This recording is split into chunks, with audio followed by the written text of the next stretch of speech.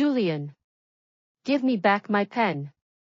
I clutched my empty pencil case, my voice trembling. On the living room sofa, that 8-year-old kid was treating my limited edition fountain pen like a toy, scribbling all over the sofa cover with ink stains everywhere.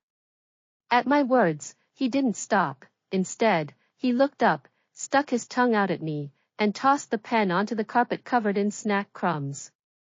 Are you crazy? I saved up for 3 months to buy that.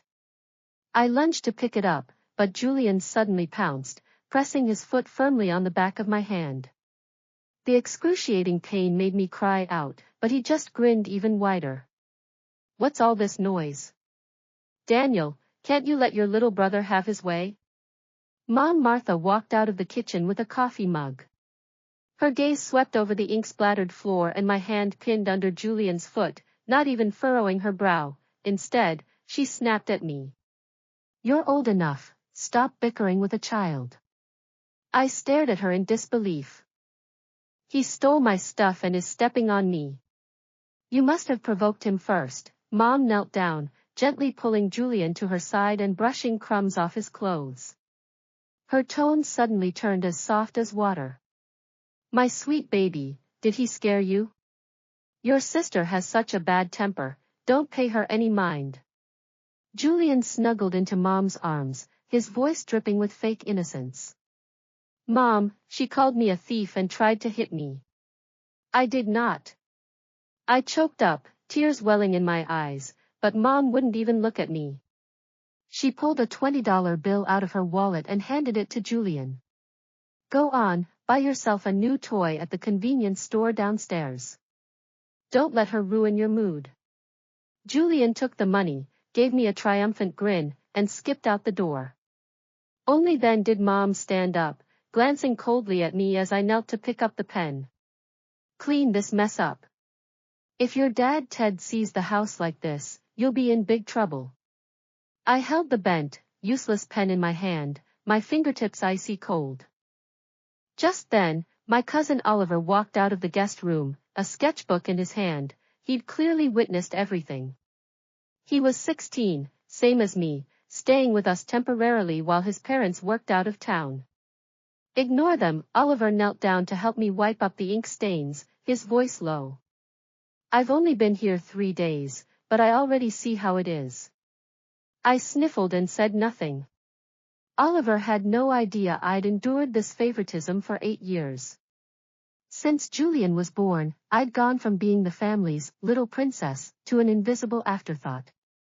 And Oliver's arrival had only given this double standard one more witness. At noon, Dad Ted came home.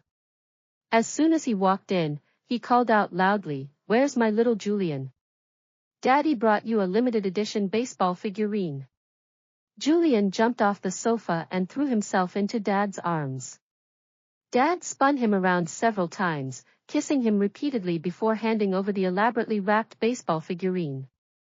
Julian tore off the wrapping and shouted with joy, and Dad's eyes crinkled into slits as he smiled. Oliver and I sat at the dining table, watching in silence. Dad didn't ask us a single question, didn't even glance our way. During dinner, Mom picked the biggest piece of steak off the plate, cut it into small pieces carefully, and said to Julian, "Sweetie, eat up, grow big and strong." Then she poured him a glass of fresh squeezed orange juice, while Oliver and I only had plain water in front of us. "Mom, I want orange juice too," I couldn't help saying. "The orange juice is for Julian, he's growing," Mom said without looking up. "You and Oliver can drink water. Stop being so demanding." Oliver tugged at my arm, signaling me to drop it. I bit my lip and swallowed my words. Right, here, Oliver's and my needs meant nothing. Julian took 2 bites of the steak, then pushed his plate away with a frown. "It's not good. I want ice cream." "Of course, honey. Mom will get it for you right away." Mom stood up immediately, fetched a big tub of Häagen-Dazs from the fridge, scooped a full bowl, and handed it to him. She even added, "Eat slowly, don't brain freeze." I stared at the half-eaten steak on my plate, my stomach churning. Last week, when I had a cold and fever, I begged for a bite of ice cream, but Mom had scolded me for being unreasonable, saying I shouldn't crave such things when I was sick. But Julian? He got whatever he wanted, even when he was perfectly healthy. That afternoon, Oliver and I were going to the library to do our homework. Before we left, Mom stopped us. Daniel, pick up a pack of Julian's favorite chocolate on your way back. And Oliver, go to the supermarket for me, buy a bottle of soy sauce and a bucket of cooking oil. I'll send you the money. But we have homework to do. We might be back late, I said. Homework can wait. Julian wants chocolate, so you have to get it, Mom said firmly. Oliver, you're the older one, it's only right that you help out more around the house. Oliver nodded. Okay, Aunt Martha. Once we were outside, I couldn't hold back my complaints. Why is this our responsibility? We have to study, but he gets to laze around at home and make us run errands for him? Oliver sighed. I'm living under someone else's roof since my parents aren't here. Doing extra chores isn't a big deal. But you, how do you stand living like this every day? I gave a bitter laugh. You get used to it. I used to fight back, but every time I did, Mom and Dad just yelled at me even more. They always say Julian's the only boy in the family, the one who'll take over the family business. So Oliver and I, his older sister and cousin, should just let him have whatever he wants. But spoiling him like this isn't going to help him take over anything, Oliver frowned. He's so selfish and willful now. He's going to have a lot of problems when he grows up. I said nothing, but I knew he was right. Mom and Dad were blind to it all. To them, Julian could do no wrong, and even when he did, someone else would always clean up his mess. After leaving the library, I bought Julian's chocolate at the convenience store, and Oliver picked up the soy sauce and cooking oil from the supermarket. By the time we got home, it was past 8 o'clock. As soon as we walked in, we saw Julian sitting on the living room carpet. He'd thrown Oliver's sketchbook aside and was scribbling all over Oliver's drawing with colored pencils. That drawing was Oliver's entry for an art competition, and now it was ruined beyond repair. Julian. What are you doing? Oliver's voice shook as he rushed over to grab his sketchbook. When he saw the graffiti, his eyes turned red instantly. Julian just shrugged nonchalantly. It was ugly. I was helping you fix it. That's my competition entry. Do you know how much time I spent on it? Oliver was trembling with anger. It's just a stupid drawing, what's the big deal? Mom walked out of the kitchen. Instead of scolding Julian, she turned to Oliver. Oliver, don't be so mean. Julian's just a kid, he doesn't know any better. It's only a drawing, you can make another one. Make another one? Oliver stared at her in disbelief. The competition is tomorrow. I don't have time to start over. Well, there's nothing we can do about it. We can't let a drawing make you bully a little child, Mom said casually, as if Oliver's hard work meant nothing at all. I couldn't hold back any longer. I shouted at Mom, Mom. Can't you be reasonable? Julian did something wrong, why aren't you scolding him? He ruined Oliver's drawing, and you won't even apologize? You just tell him to make another one. Reasonable? Mom snapped back, getting angry too. Daniel, I'm warning you, don't yell at me. Julian is your brother. You should be protecting him, not taking sides with an outsider to blame him. Oliver isn't an outsider. He's our cousin. I retorted. In this family, everyone except Julian is an outsider. Dad walked out of the study, having heard our argument. He snapped at me without asking for the details. Daniel, you're getting more and more disobedient. Apologize to your brother right now. I won't apologize. I did nothing wrong. I clenched my fists, tears stinging my eyes. You won't apologize, Huh? Dad's face darkened. He stepped forward and slapped me hard across the face. The sharp sound echoed through the living room. I held my burning cheek, staring at him in shock. That was the first time Dad had ever hit me. No matter how angry he'd been before, he'd only yelled. But this time, just because I'd stood up for Oliver, he'd raised his hand to me. Oliver pulled me back, saying to Dad and Mom, Uncle Ted, Aunt Martha, this is Julian's fault. It has nothing to do with Daniel. Don't blame her. Stay out of this. This doesn't concern you, Dad said coldly. Julian peeked out from behind Mom, a triumphant glint in his eyes as he looked at me.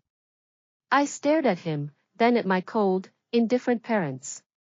The last glimmer of hope in my heart was completely shattered. I held my cheek, turned, and ran to my room, slamming the door shut. Oliver tried to follow, but Mom stopped him. Leave her alone. Let her think about what she did. The room was dark, no lights on. I leaned against the door, tears streaming down my face. I didn't understand. Why was Julian showered with love, while all I got was neglect and blame? Even Oliver, who was just staying with us temporarily, deserved basic respect, didn't he? After a while, there was a soft knock on the door. Daniel? It's me, Oliver said. I stood up and opened the door. Oliver was holding an ice pack. He walked in and handed it to me. Put this on. It'll help with the pain. I took the ice pack and pressed it to my cheek. The coldness helped calm me down a little. I'm sorry. You got dragged into this because of me, Oliver said, his head hanging in guilt. It's not your fault. They're just so biased, I sniffled. I should have gotten used to it by now. I remember when Julian was 5, he flipped my entire birthday cake onto the floor. I cried and told Mom and Dad, but they said it was my fault for eating cake in front of him. They even made me apologize to him. After that, I never looked forward to my birthday again. Oliver was silent for a long time before speaking. Daniel, my parents are coming to pick me up next week. Before I leave, I want to do something to help you. I shook my head. There's nothing you can do. Thank you, though. No one can help me here. I didn't sleep at all that night. I thought about when I was little, before Julian was born. Mom and Dad had loved me so much back then. They'd taken me to the amusement park, bought me my favorite strawberry cake, and stayed by my side all night when I was sick. But all of that had disappeared the moment Julian was born. The next morning, when I got up, the living room was empty. There was breakfast on the dining table, a slice of bread and a glass of milk, clearly for Oliver and me.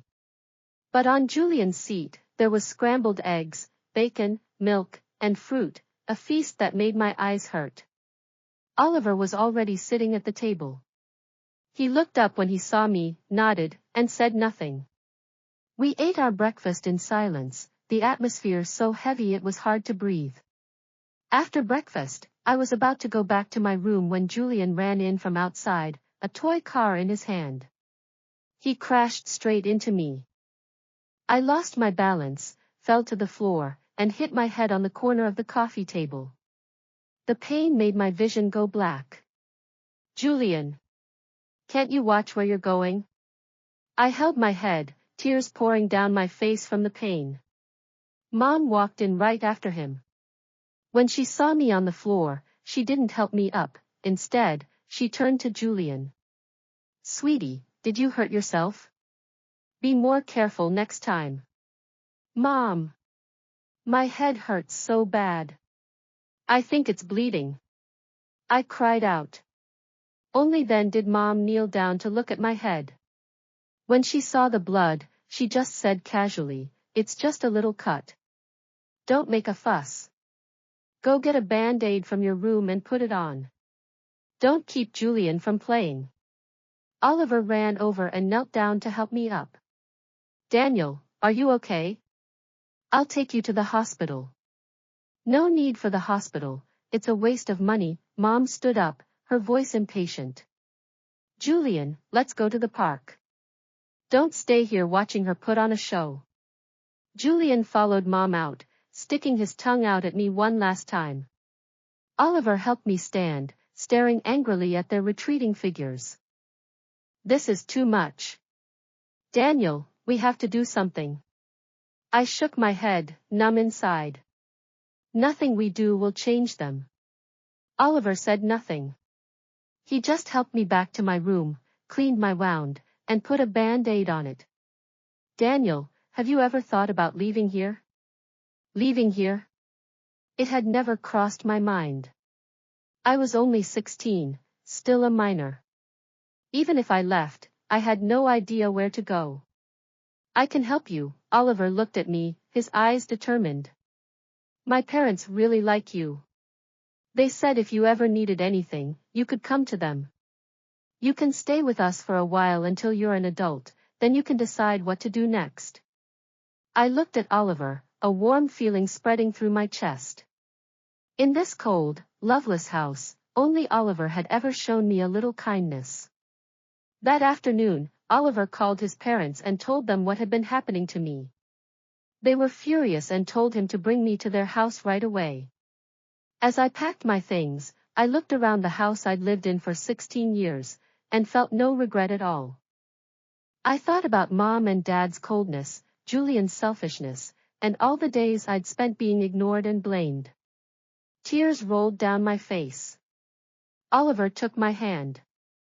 Don't be sad. Things will get better. As we walked out the door, we ran into Mom, Dad, and Julian, who had just come back from the park. Dad frowned when he saw our suitcases. Where are you two going? I'm taking Daniel to my parents' house, Oliver said calmly. She isn't being taken care of here, she's even being hurt.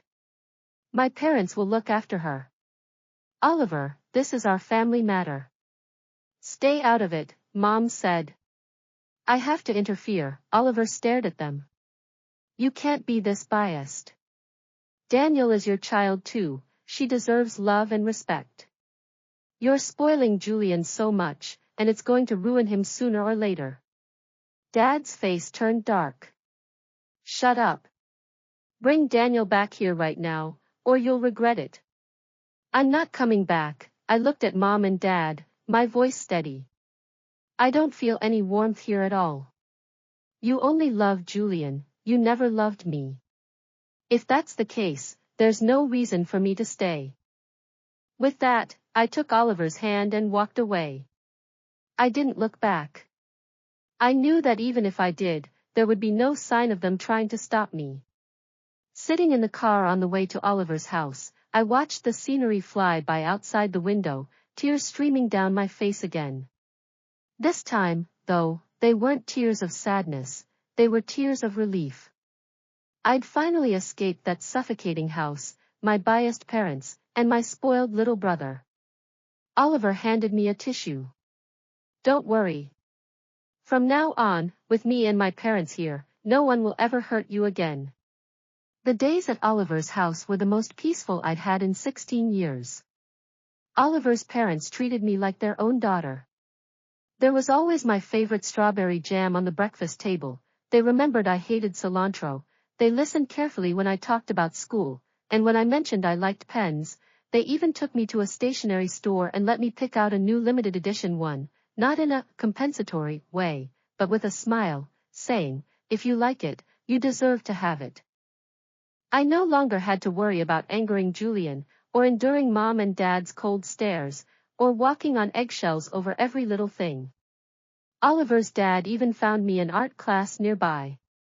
I could finally pick up a paintbrush again and draw whatever I wanted, without fear of my work being destroyed. Slowly, I smiled more often. I slept soundly at night. I even dared to be playful with them, to ask for little things, because I knew my needs mattered. I took the tissue, wiped my tears, and nodded. I knew the road ahead was long, but I was certain that once I'd left that biased, cold house, I would be okay. Those days of favoritism, that double standard, they were all in the past. I didn't have to envy Julian's love anymore, because I finally understood, true love isn't one-sided giving or favoritism. It's equal treatment and sincere care.